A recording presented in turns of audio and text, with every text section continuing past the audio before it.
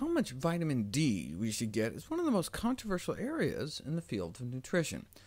Up until recently, the Institute of Medicine, the official body that sets the recommended daily allowances, considered 200 international units a day an adequate intake for those in middle age, but just bumped it up to a recommended 600 a day.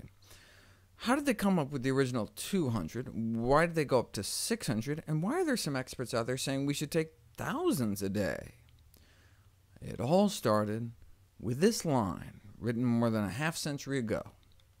Apparently a dosage of only 100 units of vitamin D daily was sufficient to prevent the flagrant signs and symptoms of rickets, the bow-legged bone-softening disease caused by overt vitamin D deficiency.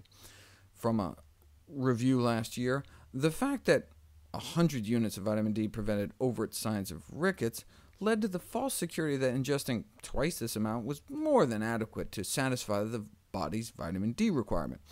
Hence the 200 recommendation, but no longer.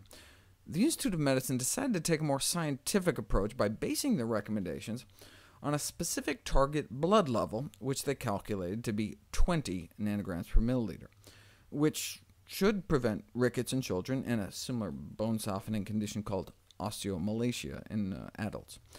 To get most people's levels up to 20, though, the Institute of Medicine figured it would require about 600 IUs a day, and so the recommendation was officially bumped up.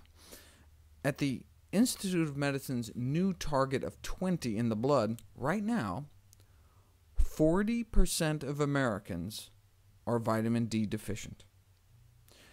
And if we use higher cutoffs, say 30, then that proportion climbs to more than 3/4 of our population.